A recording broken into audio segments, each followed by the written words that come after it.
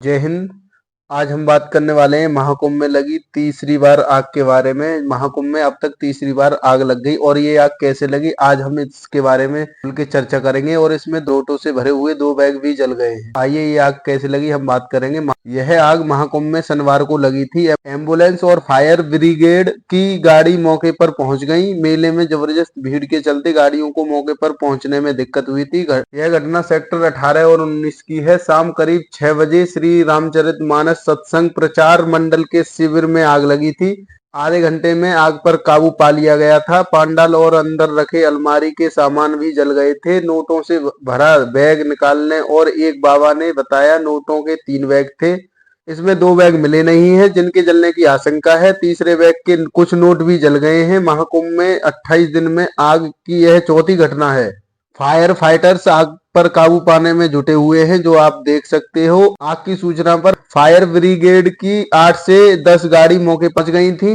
Police और fire brigade कर्मचारियों ने मौके से लोगों की भीड़ हटवाई और भीड़ की वजह से दमकल की गाड़ियों को पहुंचने में दिक्कत हुई। कैंप में रखा सामान भी जल गया था और जिस कैंप में आग लगी थी वहां नोटों से भरा एक बैग सुरक्षित निकाला गया। आग से उठ रहा धुआं काफी दूर तक दिखाई दिया था, जो आप इस वीडियो के माध्यम से देख सकते हैं किस प्रकार से धुआं उठ रहा है और नोटों के बैगों को किस प्रकार से निकाला जा रहा है। जो लोग उस समय मौजूद थे उन लोगों ने बताया कि श्री रामचरितमानस सेवा प्रवचन मंडल के शिविर में आग लगी थी और यहाँ से सभी लोग जा चुके थे। कुर्सी, टेंट, खाने का सामान जल गया था और शिविर में नोटों के 3 बैग रखे थे। बताया जा रहा है कि एक बैग सुरक्षित रख लिया गया था, 2 बैग के जलने की आशंका थी। इससे पहले भी आग लगने की 3 घटनाएं हो चुकी हैं। इस घटना में किसी के हताहत होने की सूचना नहीं आई थी। आग लगने की वजह का भी अभी तक पता नहीं चल सका था। मेले में जबरदस्त भीड़ की वजह से दमकल की गाड़ियां मौके पर पहुंचने में देरी हुई थी। महाकुंभ में अब तक चौथी बार आग लगी है। पहली आग 19 जनवरी सेक्टर 19 में गीता प्रेस के कैंप में आग लगी थी। हादसे में 180 कॉटेज जल गए थे और दूसरी आग 30 जनवरी सेक्टर 22 में आग लगी थी, जिसमें 15 टेंट जल गए थे। तीसरी आग 7 फरवरी सेक्टर 18 में लगी थी। हादसा शंकराचार्य मार्ग पर हुआ था, जिसमें 22 पंडाल जल गए थे। और यह चौथी आग है जो 15 फरवरी सेक्टर 18 और 19 में लगी है। इसे बुझा लिया गया था। आज महाकुंभ का 36वां दिन है। 13 जनवरी से अब तक 53 करोड़ श्रद्धालु संगम में डुबकी लगा चुके हैं। रविवार को अचानक श्रद्धालुओं की संख्या बढ़ गई है। प्रयागराज रीवा हाईवे पर 15 किलोमीटर लंबा जाम लग गया है। लखनऊ और कानपुर जौनपुर के रास्ते पर भी गाड़ियों की लंबी कतार दिखी है। भीड़ के दबाव के चलते संगम स्टेशन को 26 फरवरी तक के लिए बंद कर दिया गया है। रेलवे ने पहले 14 फरवरी फिर 16 फरवरी तक स्टेशन को बंद रखने का निर्णय लिया था। अन्य 7 स्टेशनों पर जबरदस्त भीड़ रही। मेले में अनाउंस करना पड़ा कि कुछ देर अभी स्टेशन ना आए। एयरपोर्ट पर भी लोग जमीन पर बैठे और लेटे दिखे। महाकुंभ में तैनात अफसरों की ड्यूटी 27 फरवरी तक बढ़ा दी गई है।